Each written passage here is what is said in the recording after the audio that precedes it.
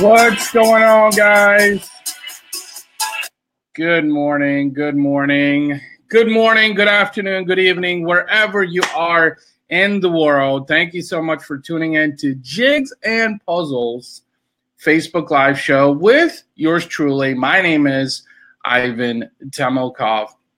If this is your first time tuning in, thank you so much. I really, really appreciate you joining me this morning, wherever you are, in whatever time zone you are in. Let me tell you a little bit about the show. This is a lifestyle show where we talk about life, family, and business. And that was a remix of Bob Marley's Sun is Shining by Funkstar Deluxe. If you've known me for a while, you'll know that I'm a huge electronic dance music fanatic. And therefore, I love listening to dance music. So that was a good way to kick off. We are streaming also live on my YouTube channel and Twitter. And I know we're having some previous issues with audio, so I want to apologize if that is still happening. I'm hoping that eventually we can iron that out. A couple of shout outs. So Tia Smith tuning in from Santa Barbara. Good morning, Tia. Thank you so much for joining me this morning. It's really, truly a pleasure to have you. Today is a solo episode. So I haven't done a solo episode since I think I launched the show a couple of weeks ago. Actually, I want to say it's been actually more than a couple of weeks ago because I think we got things kicked off right around the holidays, right around New Year's. And the whole idea was here to have guests come on the show and talk about their life experiences, their family, their business endeavors. I am a huge fan, Tia. Something as an Eastern European, I think, is that I've loved dance music for over 20 years, I think.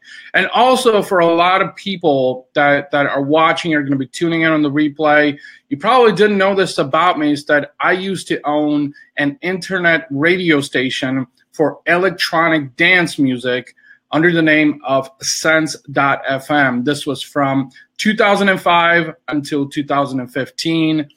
This was actually more of a labor of love between myself and a lot of global friends that were really contributing towards that endeavor at the time. Good morning, Rachel. Good morning. Thank you so much for joining me this morning. How are you? I hope you're doing great. Thank you so much for being here. So Sense.fm ran from 2005 to 2015. It was actually one of the top 3 most listened to online radio stations for electronic dance music under the iTunes radio directory prior to the demise of that. So that was a really interesting, that was actually my first entrepreneurial endeavor, starting an online radio station with friends. And that was because it was a passion. It was something I was very heavily interested in. And we ran that for 10 years, and it was a really good run. There's a lot of times where I missed that because I was able to make a lot of global friends. And as part of me, I love forging new relationships. I love meeting new people.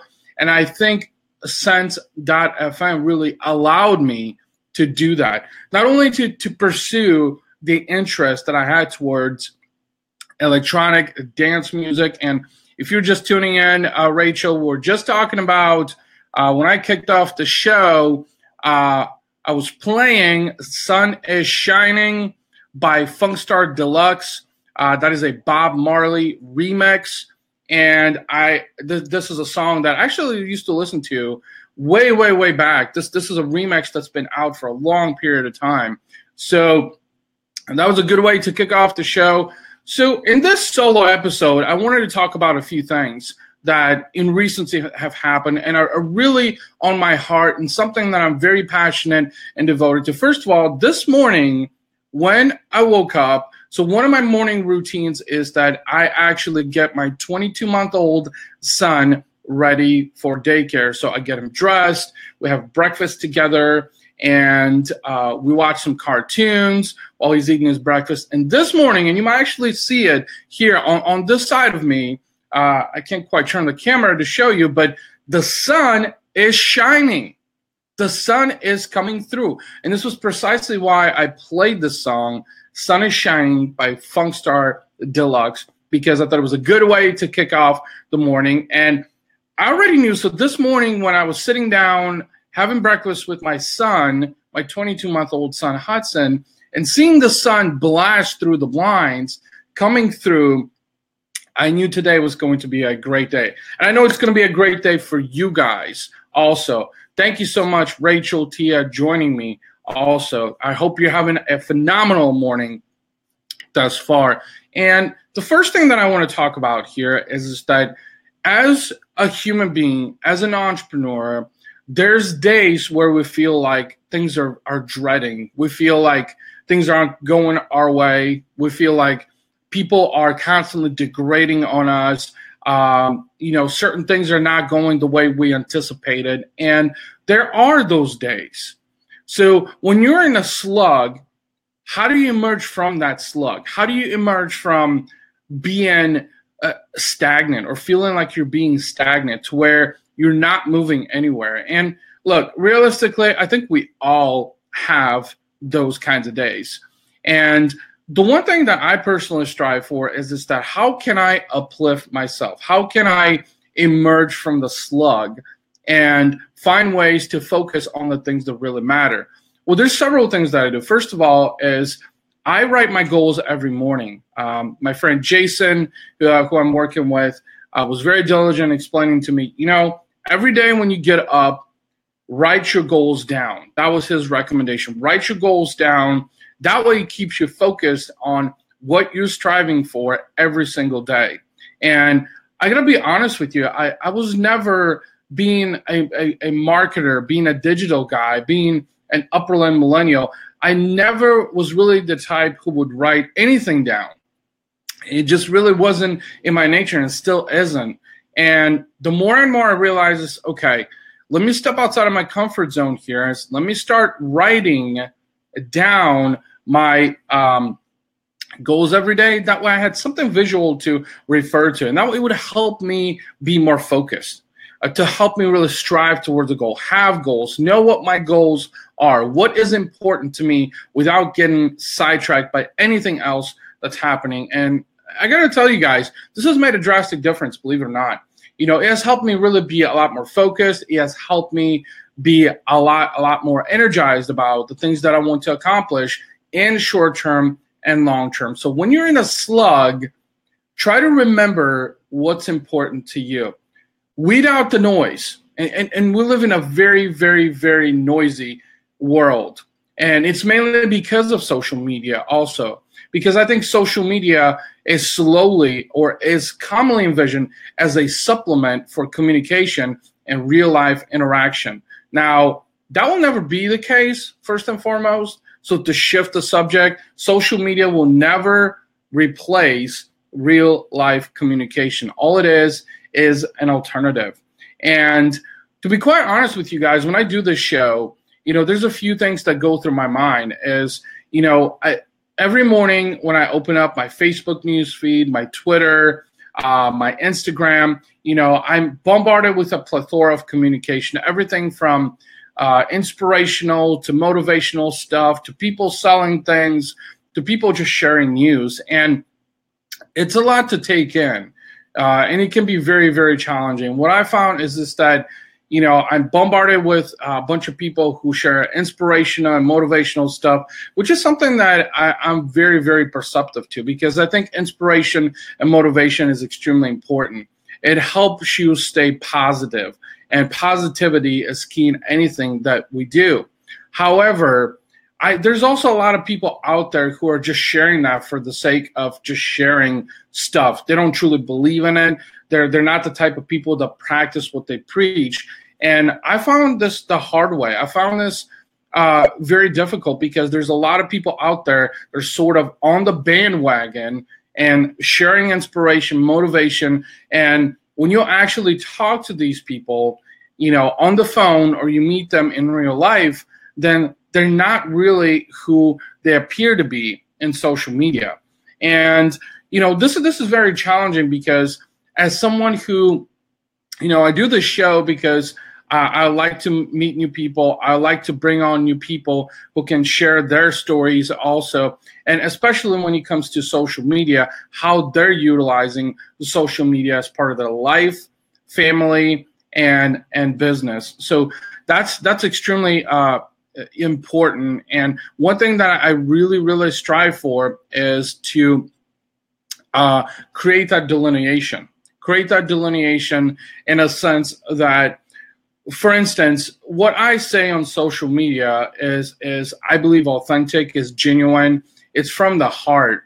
And I think that's an important part of anyone's brand, regardless of whether this is you outside of social media or online, what you say on social media. Because I think, and this is something that I've even talked to a lot of clients of mine, that what they're struggling with is that a lot of people use social media as a venting platform, as a platform to rant on there. And they think that nobody else will notice. And this is probably one of my issues, to be quite honest, is that I think a lot of people are misunderstanding the purpose of social media, or a lot of people are just sort of on the bandwagon with social media and doing what everyone else is doing. And they're maybe afraid to do something different. So something that I wrote actually on my company's newsletter this morning, which, by the way, you can sign up at razorsharpdigital.com.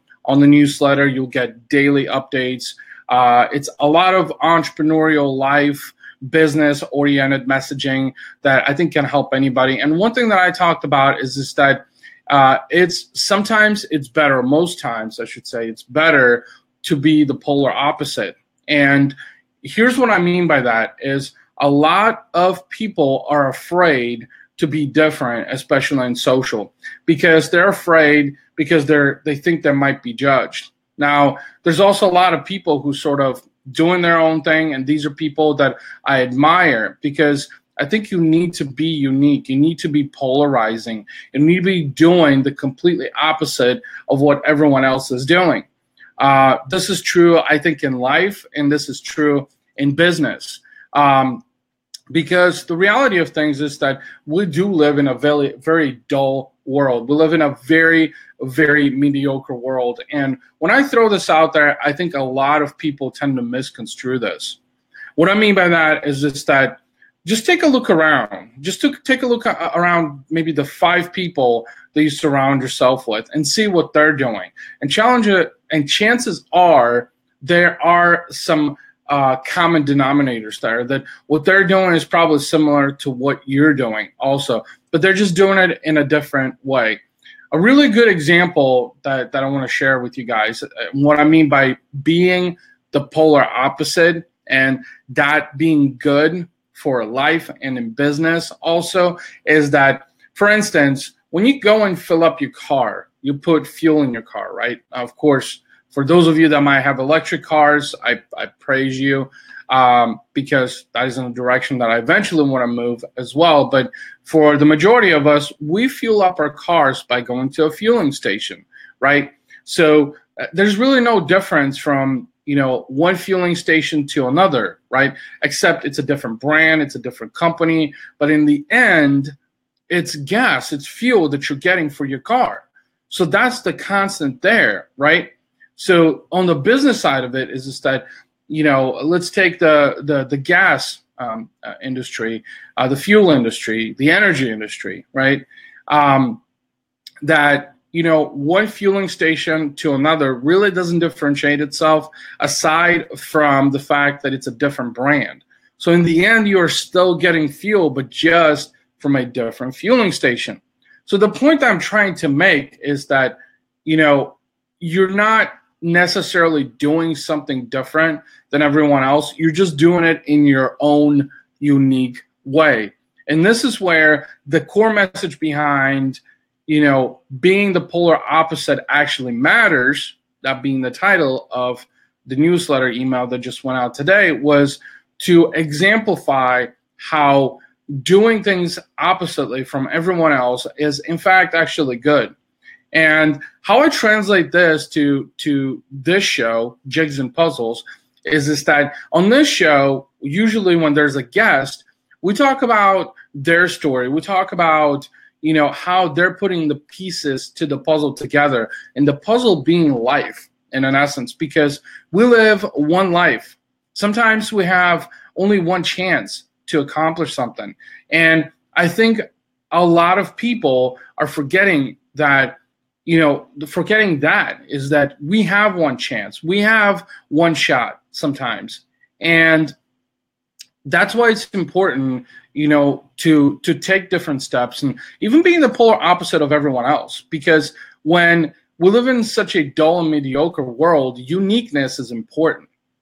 Let me share an example with you guys. Is that so? When I first, this is a story that I very, very commonly share with a lot of people that I talk to, and that is, so when I first immigrated to the United States at the age of 13, which is now 25 years ago that happened. I just turned 38 this past Saturday, January 20th. And by the way, thank you so much for all of you that took a time out of your day to wish me a happy birthday. I sent out a special video shout out to everyone, to the 80 plus folks who took the time out of their day to wish me a happy birthday. Again, thank you so much. So 25 years ago, when we first moved to the United States, I was I was looked at as an outsider. I mean, imagine a 13-year-old kid who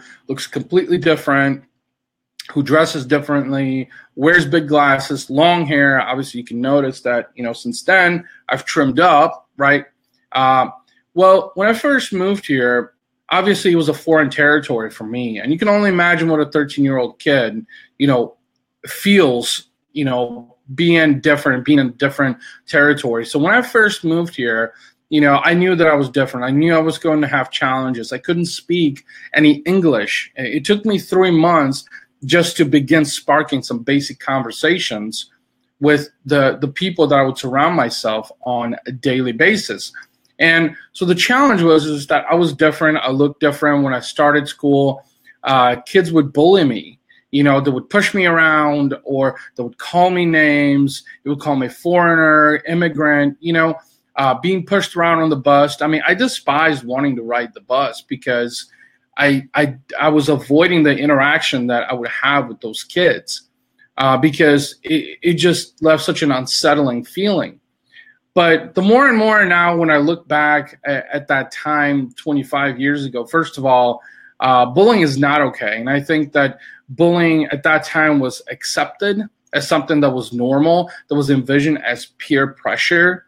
And, a lot of people and a lot of parents, didn't necessarily classify that as something that was detrimental. And I got to tell you, as a parent, bullying is not okay. It's something that I would refrain my own son from, impacting other kids. And I'm very cognizant of eventually, seeing that kind of behavior from other kids towards my son. But as I look back, 25 years ago, and I look at that experience that I went through, the fact that I was different, the way that I dressed different, the fact that I was bullied, I wouldn't wish that upon my worst enemy, honestly. But the flip side of that is, I think it also really made me truly realize is that my perception, my logic, my methodologies were different from everyone else. And I think at the time also I was afraid to acknowledge that because I had such hopes for blending in. a 13, 14-year-old kid, all they want to do is blend in, right? Is be part of the clique. And now as I've gotten older, I mean, I got to be honest with you guys, is, I give zero energy to what other people think of me, because what's important to me is important to me. And I share those opinions, those perspectives with other people, because I want people to hear my message. There are other people out there who resonate with my message. And because of that, I think it's important to share it. Now, if I was, when I was younger, I had this strong sense of hesitation that I was afraid to share my message. I was afraid to be expressive. And it was because I was afraid to be judged, because I had been judged. And guys, I'm going to be honest with you. Only God can judge me. That's the best way I can say it. Only God can judge me. Nobody else is allowed to judge me. Yes. Thank you for mentioning that, Tia. Bullying is definitely bad. It's something that, I learned the hard way. It's something that I like I said, I wouldn't even wish on my worst enemy. And, but at the time, I think, it also taught me a lot of lessons, the hard way, obviously, that it's okay to be expressive. It's okay to be different. It's okay to look different, to dress differently, to walk differently, to have a different sense of expression, to, for a long period of time, I wouldn't even speak my native language. I'm an Eastern European. I was born in Bulgaria. I speak a Slavic language, which is one of the oldest languages in the world. Obviously, this is beyond Mandarin and some of the other older languages. But the Slavic language, the Bulgarian alphabet, is a descendant of the old Greek alphabet, which goes back a couple of thousand years, I want to say. So the point I'm trying to make is that I was afraid to speak Bulgarian in front of other kids, because I was afraid that we'll be judged. And even to this day, I think this is something that my parents also had developed, is that, they felt like it was a nuisance also if they would speak in a foreign language in front of other people. And, that was a barrier for me that I had to overcome, because what I realized is that wasn't a nuisance. That was a gift. That was a gift that, I have. Good morning, Jane. Thank you so much for joining. So before I finish my train of thought here, is that just to give a few people a shout out is good morning, Rachel, Tia, Jane. Thank you guys so much for tuning in. I really, really appreciate you joining me this morning. I was just talking about being different, and how, expressing myself was something that I thought was a nuisance to others, and particularly from a standpoint that I speak a different language. English was and still is a second language for me. I took ESL all the way up to 12th grade in high school. And, all the way up to the age of 17, 18, I was afraid to express myself. I was afraid to speak in a Slavic language because I was afraid of being judged. And the reason I'm talking about this is that I wouldn't even wish this on my worst enemy, to be judged by other people, to be bullied also because you were different. And, when we look at, the morals and the values and, the fundamentals of what this country was built upon, is that, that goes everything against that also, freedom of expression and things like that. So being at that young of an age, 13, 14 years old, being bullied, being judged, it really created a conscience barrier, which is why for a long period of time, a lot of people envisioned me as an introvert, because they thought that I was afraid to express myself. They thought that I didn't have anything to say, and being around introverts and extroverts, I got to be honest with you, is just I realized that I wasn't an introvert. It's what people labeled me as, is because they had put such a conscience barrier in front of me that I was afraid to express myself. So I had developed a sense of fear. And there was a video that I recently shot on my YouTube channel, which I invite you to subscribe to. It's youtube.com/Ivan Temelkov. And I talked about how fear is just a figment of our imagination. And after doing some research and studying around this, I realized that that's exactly what fear is. And there's a lot of people out there who literally go out of their way to create fear in the eyes of others. And, that is very, very degrading, first of all. I think it's very unfortunate, for a lack of better words, because when I think about it, is that wouldn't you want to spend your time and energy more efficiently and more effectively rather than, to invoke fear in other people? Because it just seems so counterintuitive to me, honestly. But there are a lot of people out there that do that. Yes, like when people tell their kids, "Oh, you're shy," eventually kids believe it. That's an excellent point, Jane, is because our minds as human beings gets wrapped around the fact that if we're told something multiple times, we start to believe it. And that might not necessarily be the case of who we are as human beings, but after a period of time when we're told something that, for instance, prime example, and I'm glad you brought this up, Jane, is that in my first marriage, I was married for 7 years. And my first wife, the only thing that she ever had to say is this, that I was a failure. I would never amount to anything. For 7 years, every day felt like, I had to literally wind myself up because it felt like anything that I did wasn't good enough. And, that really made me think subconsciously about a lot of other things. It really made me question myself, to be more precise. It really made me question my abilities. It made me really question myself as a human being, to be quite honest with you. And, that is a really bad feeling to have. This is something that I wouldn't wish upon anybody, because, yes, there are people who look to spread fear. Absolutely. I'm sorry to hear that this is something that, you've also lived in for many years. But the reality of things is that, I realize that these are people who are bullies. These are people who purposely try to infiltrate the lives of others because it gives them satisfaction. And that is so saddening, honestly. It really is. And this is something that I run across in social media quite a bit, is this that, there's people out there who might mean well. They come across as very positive, very encouraging, very motivating, very invigorating towards others. But when you actually speak to these people, I think you'd be quite surprised at what you find out about them. So I call this a front face.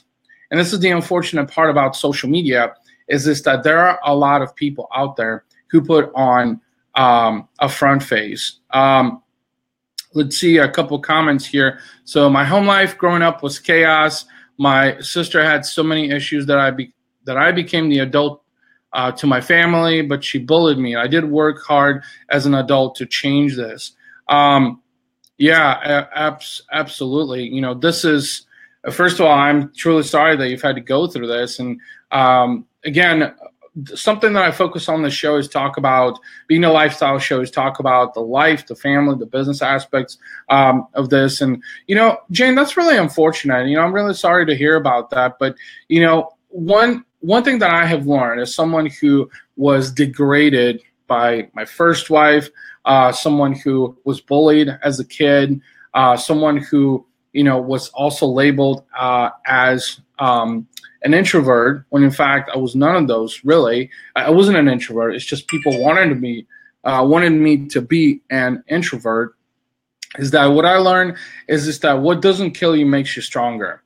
And that sounds very cliche, but the reason I'm mentioning this is that it makes you realize how much more of a bigger person you are than others. And that's extremely important. It's because we live in a world where we live in a very dark world, truth be told. A lot of people don't acknowledge that because reality is difficult. Reality bites. Reality is too direct. There was a comment by someone that I follow on social media yesterday that I want to share with you guys, and that was, he said, if you want to be a dick, just be a dick, but don't be passive aggressive. And so the point behind that status was passive aggressiveness is very common in social media, and there's a lot of people that come across as very degrading. Good morning, Desiree. I hope I pronounced that correctly. Glad to have you here. Thank you so much for tuning in. And they get instant gratification out of that. And here's the reality of things: is that I was talking about reality, right? Not to get off on a tangent. Is that people dislike being direct with others, or a lot of people dislike other people being direct with them, because by being direct, most times you're telling the truth, or you're sharing what your true intent is and what your true perception is of someone or of something. And the reality of things is a lot of people, including me, is I dislike when people are being direct, especially in situations where I want the outcome of something to be positive. So the point I'm trying to make is that being direct with someone actually invokes the reality of things and the world that we live in. And a lot of people dislike that is because it exposes the truth behind it, exposes the current state of things.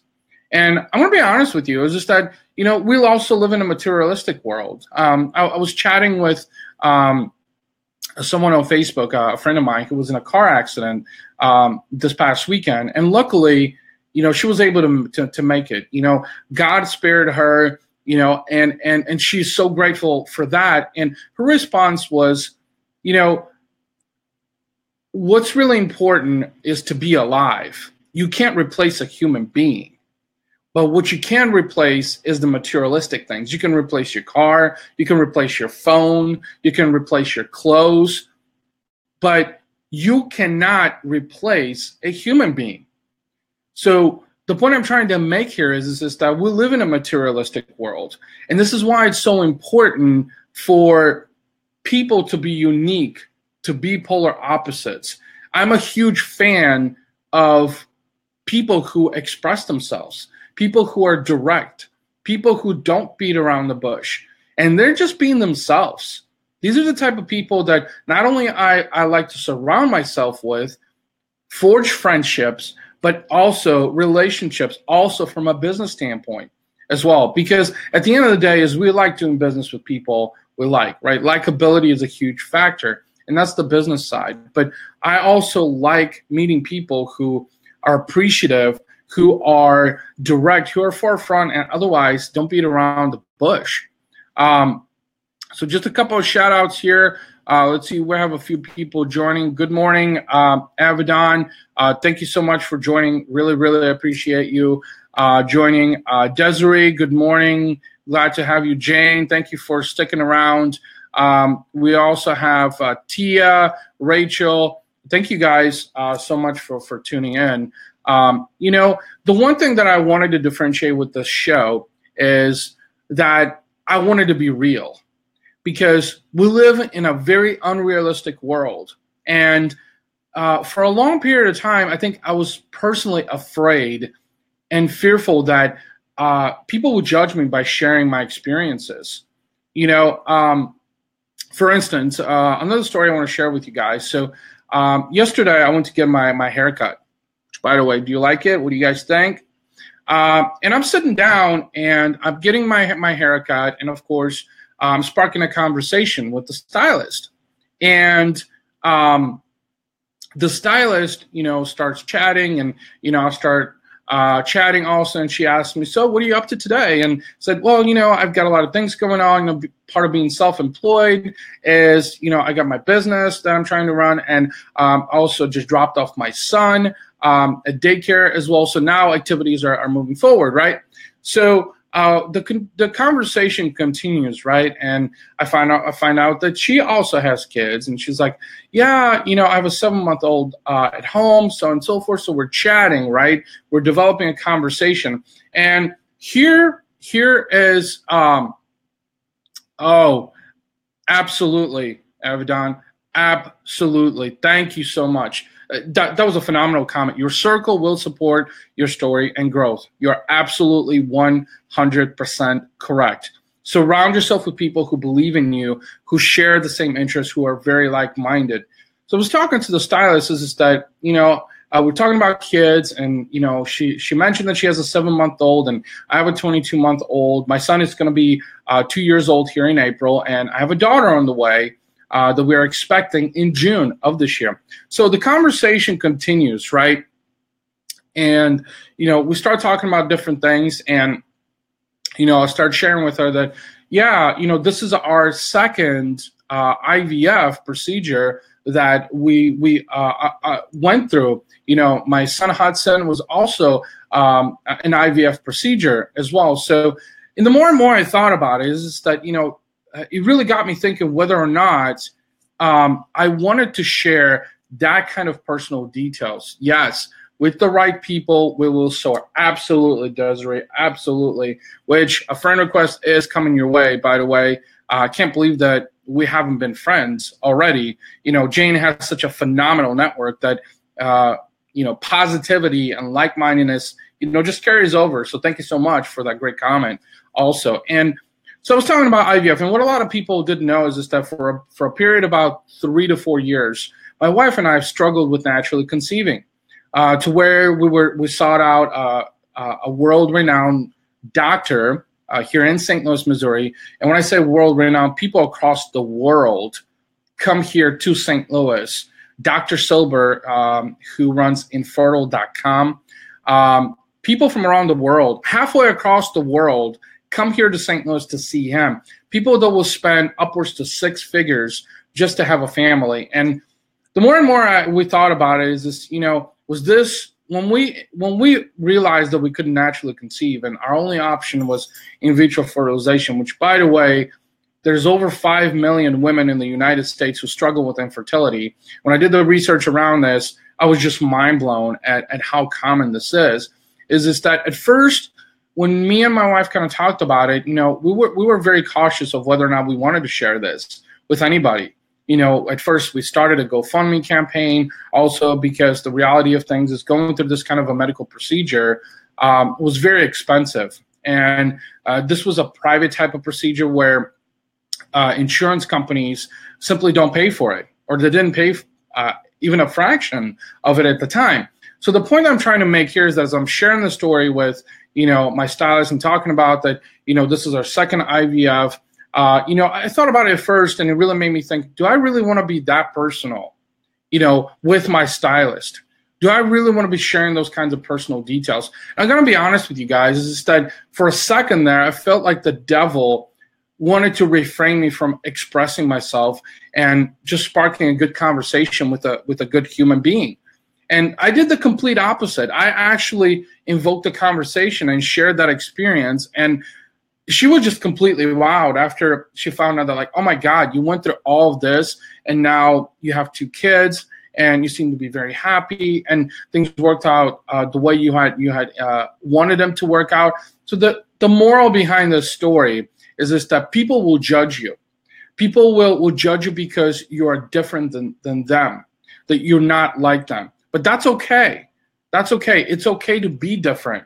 It's okay to see things from a different perspective. It's okay to express yourself differently. And growing up, I think I was also raised that, looking at other people from a different perspective, like as if people didn't think the way I think, that they didn't do the same things that I like, that didn't surround themselves with the same people, that they weren't necessarily in my tribe. And I think that's true. Desiree, you mentioned with the right people, we will soar. Yes, absolutely. And Jane, yes, that's a very great comment.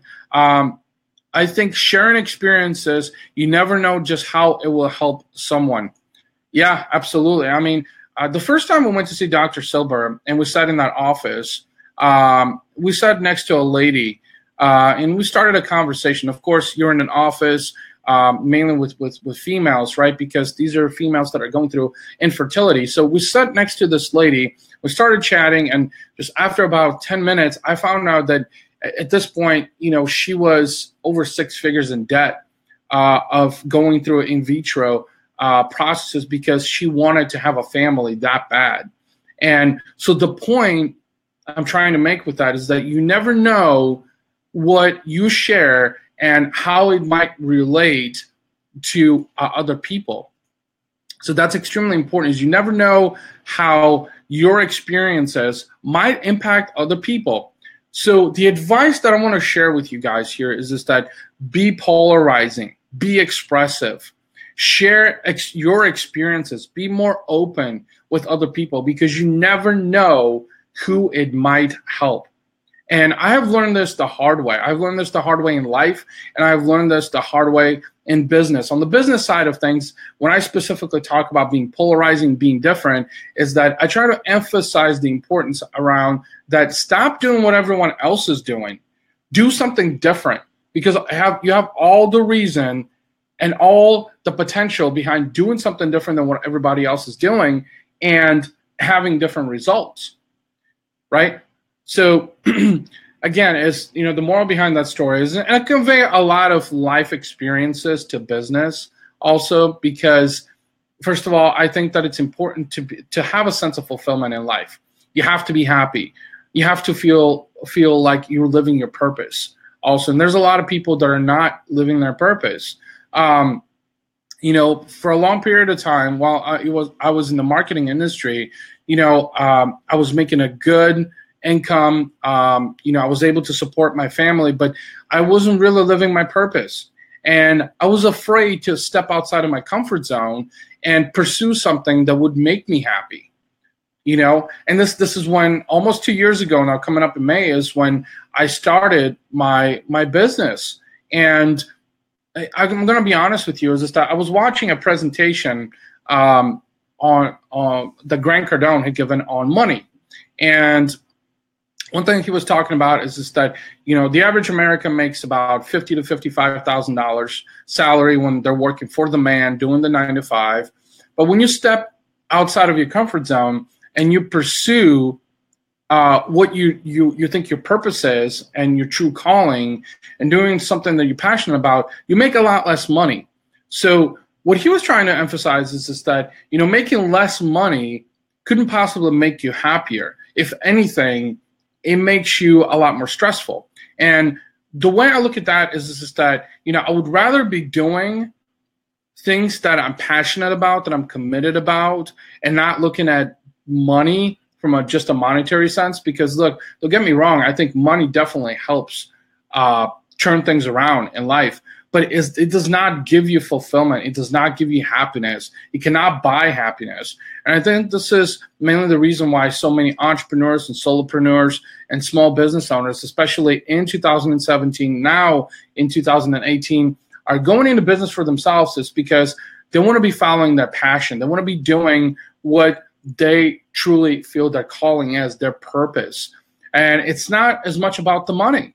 And so this is where I think I'm disagreeing with Grant Cardone, is just because, I definitely make less money than what I was used to for almost 12 years being in the marketing industry. But I'm going to be honest with you, is even with the challenges and the obstacles, for instance, last year in November, lost everything that I had worked for, for a tenure of a decade, literally just like that. And it's because things weren't going my way. Things weren't quite where I wanted them to be. It was a roller coaster ride. But the reality of things is that, there were a set of challenges. And so the advice I'm sharing with you guys, there are going to be challenges in life and in family and in business. But what's really important here is to figure out how to overcome those challenges and not allow them to get the best of you. That's, after all, what life is about. 10% of life is what you're given, and 90% is what you make out of it, essentially. So instead of moping around and wondering, what could happen today or what could happen tomorrow, is that be a lot more actionable and follow your dreams. Find your purpose. Work towards your purpose. If you haven't found your purpose, find a mentor, find a coach to help you do that, because that's extremely important. I know a lot of people who are unhappy in what they're doing and the things that they're currently involved in, maybe their job or their family situation, and they're still trying to maintain status quo. And the more and more I think about it, is that that's absolutely ludicrous. I've been there. That is not a way to live life. It's, you're dissatisfied, you're unhappy, you feel like you have to wind yourself every day just to go through the next 12, 14, 16, 24 hours. So the advice I'm going to share with you guys is this: find your true purpose. Work towards what's important to you. Surround yourself, build a tribe that believes in you. Surround yourself with people who are positive, who are like-minded, people who are optimistic, and people who are realistic, most importantly. I got to be honest with you guys. I think the social media world, this digital world that we live in, is very, very deceptive to a lot of people. And it's important to weed out that noise. Even though I personally share a lot of inspirational and motivational stuff on all my social channels, and I'm very expressive and direct with the people that I talk to, including on this show, I think it's important to recognize why I'm doing that. Because I believe that I'm striving towards my purpose. I'm fulfilling my purpose. I'm doing what I believe I was put on this planet to do. And these days when people ask me who Ivan is, which is something that I'm finding more and more common, these days, is that I am a marketer, I am an entrepreneur, I'm a speaker, coach, father, husband, podcaster, and humanitarian. So that's a lot of job titles, but this is me. I want you to find out who you are and follow your dreams. Work towards building your dreams.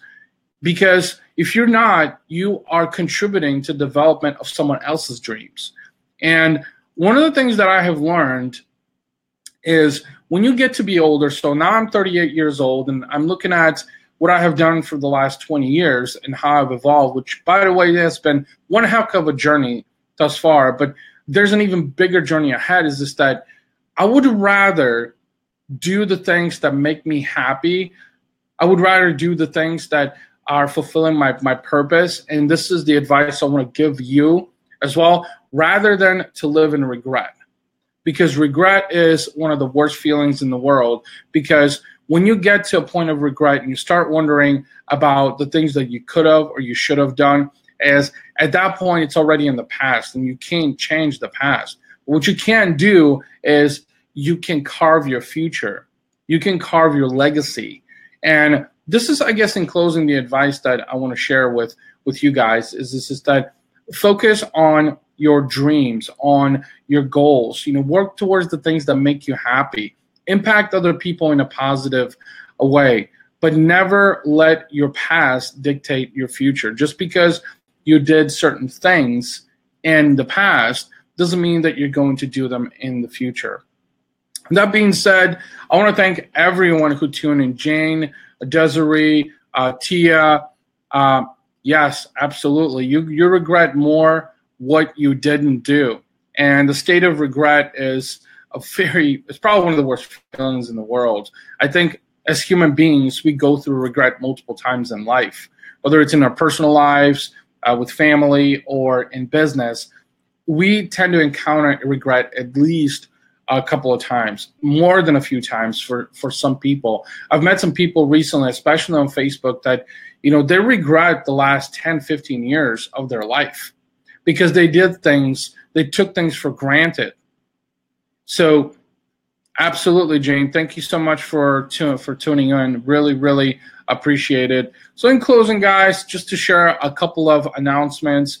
The Jigs and Puzzle Show airs every Monday, Wednesday, Friday at 10:30 a.m. Central Standard Time, 11:30 a.m. Eastern Standard Time, and 8:30 a.m. Pacific Standard Time, right here on my Facebook page. It's also multi-streamed on my YouTube channel at youtube.com/Ivan Temelkov, which is where you'll find replays of the show that you can watch on demand also on Twitter. So with that being said, I want to thank everyone for tuning in. Really, really appreciate it. For those of you also who wished me a happy birthday that are watching this past weekend on Saturday, I spent it very humbly with my family, and that's exactly what I wanted to do. Next time, I have a guest on Friday, so make sure that you tune in. You can also get reminders when they come up on my page, so that way you're notified of when I go live. Make sure that you look for the turn on button somewhere up in here as well, or the get reminder button, which you'll get from Be Live. Guys, I hope you have a phenomenal Wednesday. Thank you so much for tuning in. Love you all. Thank you so much. Until next time. Bye-bye.